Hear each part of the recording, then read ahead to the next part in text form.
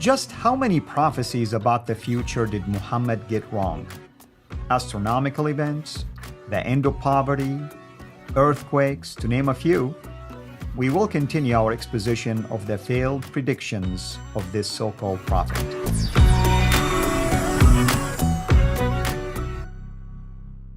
Last time, we talked about a hadith, a claim by Muhammad concerning the last hour or the coming of the hour or the day of judgment, if you wish. And even if our Muslim friends who look at that saying and try to reinterpret it, we proved that it didn't make any sense claiming that anyone who have heard him that night will not be alive within 100 years from that particular night when he was saying what he said.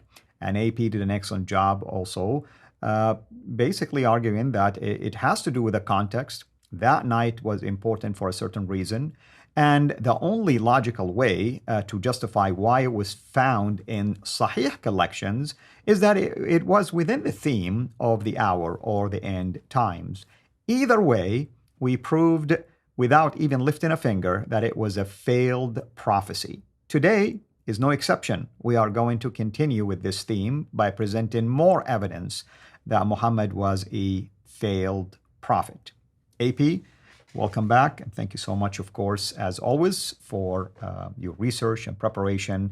And I enjoy, of course, working with you because both of us can bounce back and forth things related to what I grew up learning, what you grew up learning, and at the same time, we're presenting evidence to people to watch, and the references are given to them as well. And in this case, we are using, as you have stated it correctly, Sahih traditions, meaning authentic hadith. So no one can argue and say, well, this is da'if, or this is weak, or this is questionable. No, it's found in the authentic collections. So what is it that we are going to look at today? So today we want to look at even more prophecies by Muhammad, which obviously turned out to be failures, or which are simply so vague that it is hard to call them prophecies, but which also tell us about the quality of this prophet and his prophecies. First off, thank you so much, and happy to be back again. So I want to start by pointing at a hadith in Sahih Bukhari, which says, upon seeing an eclipse, Muhammad tells the believers, the Muslims, that Allah frightens the believers with solar and lunar eclipses. Now, I doubt that that the wording is actually this accurate in the original when Muhammad said it.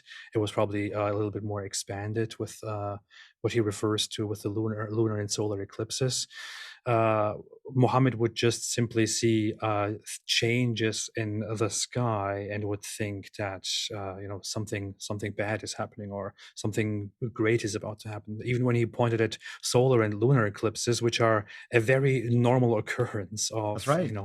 of the moon moving in a certain way and like getting in the way of our getting between us and the sun, or in other cases, he thought this is actually something that Allah does in order to frighten the believers and to make them think, oh no, the end is near. I should become a better Muslim right now. I should go pray, which is just a very funny, absurd, sad thing to think about today with the more advanced knowledge of the natural world that we have. Yeah, absolutely, AP. And it makes you wonder, why is he focused on the believers only? I mean, you would think this should frighten people that do not believe in Islam, for instance, or believe in his God, or believe in anything spiritual per se.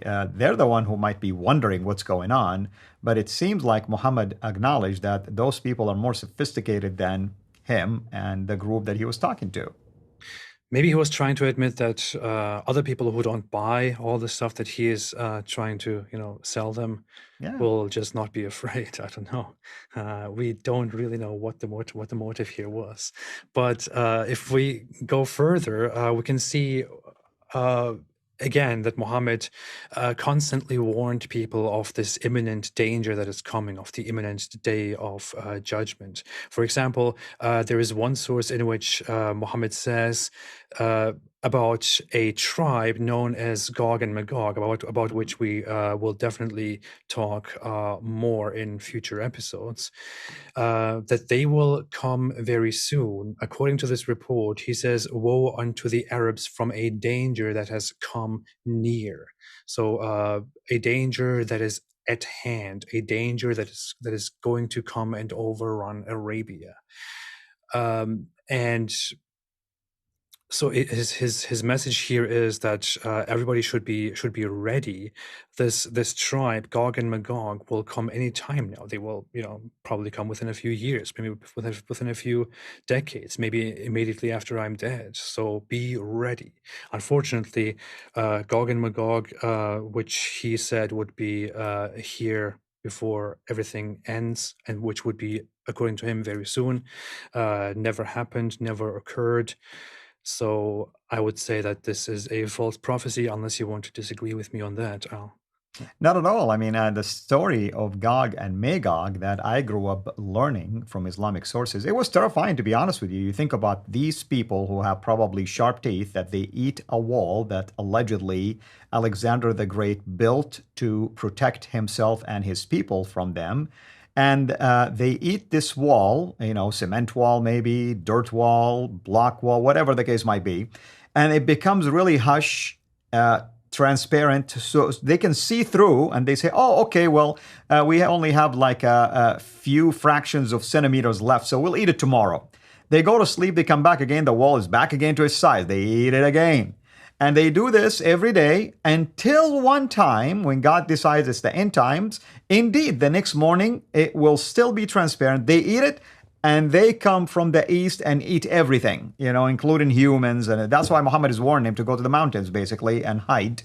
And yet, at the same time, we don't have a clue who are these people, where are they found, and who saw them. And the list can go on and on and on. He even says that they will pass by a lake and drink from the lake, and the lake will be dried out because there are so many. And when they have defeated everybody, they will shoot arrows into the air, and blood will come down Exactly. to the sky to defeat those in the sky. But this is a very, very interesting, very nice topic that I want to save for a special video just on that topic. So absolutely. So what else do we have? We have prophecies that Muhammad made about the future, and Muslims occasionally even include these prophecies into their supposed prophecies that are coming true or that came true. But look at this, for example. In Sahih Bukhari, we find that one of his prophecies about the future before the hour comes was that wealth will be so abundant that a wealthy person will worry lest nobody should accept his zakat, his alms.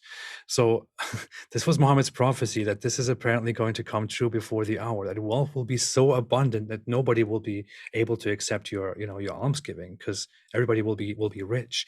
Is this? This is not even really possible if you want to talk about the possibility of it in economics. But on the other hand, this has certainly not come true, especially not in the Muslim world, because ironically, I have to say, the Muslim world is not very wealthy, and most of the Muslim world is actually struggling a lot. Yeah. And I don't think you see this environment in our time, Al, right? That everyone is very rich now. Not all, but AP. Let's say this came to pass. Isn't the almsgiving, the zakah, one of the 5 pillars of Islam? So how in the world are you going to earn good deeds by canceling one of those pillars? Who is Muhammad to decide that this is not applicable to Islam anymore? You see the problem that Muhammad digs holes for himself, and our Muslim friends come to the rescue, and they have to explain it now. It's one of the pillars you have to give. So who are you going to give it to? Well, if you're not able to give it, then at least I think on the day of judgment you will say, "Hey, I wanted to give, but I couldn't find anybody," and then you bring a lawyer with you to negotiate. Yeah, you're good. Yeah. Absolutely. Yeah. You'll bring the lawyer with you. Absolutely. We have a picture here of poverty in the world, and we see that many nations in our world today are very, very far from being so wealthy that nobody would accept alms. And I think it is not possible that we will ever come to a world where this map is entirely white because there is no region in which there is poverty. It simply is not possible. It is unthinkable. And this is just one of those prophecies that Muhammad made, which are simply things that somebody who claims to be a prophet says about the future without meaning really anything. One of those is also afflictions will appear. I mean, the wording here is very, I didn't dumb this down or anything. This is what the source says. Afflictions will appear. I mean, what kind of a prophecy is this? If I say, hey, you know what, trust me, the day will come and you will see it when afflictions appear. I mean, Well, I mean, if that's the case, AP, call me a prophet because I have a feeling there'll be more viruses to come, more yeah. inflictions to come, more diseases to come. So there you go, man. I mean, when it happens, call me a prophet. I just told you. Absolutely. There was one more that I want to address here, which is that Muhammad said earthquakes will increase in number. And very often Muslims will post this and say, look, this is coming true. This has come true. Earthquakes are much more now. This is actually not true. We can't really track the number or the frequency of earthquakes in history. But if we look at some sources like this British Geological Survey source here, they say here that due to the detection and the improvement in detection of earthquakes, it might give the impression that earthquake activity is increasing.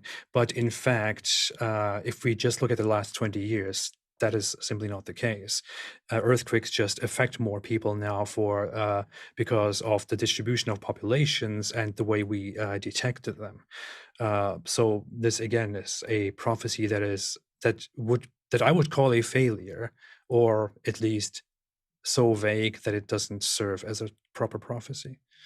Yeah, absolutely. And even if that's the case, I would assure you that Muhammad or whomever wrote this hadith borrowed it from the mouth of Jesus, who also predicted activities like this. Whether he said it increased or not, he just mentioned that earthquakes and famines and pestilence and wars and rumors of wars are signs of end time. That is found in Matthew 24, for instance. So what? I mean, Jesus said it already before Muhammad even mentioned it. So I don't see even the significance of something like that. So again, AP, thank you so much. Obviously, we are reaching the conclusion of this part, and I know we're going to be doing another part at least to continue with our exposition, I want to call it, of Muhammad's failed prophecies. Until then, everyone have a blessed day.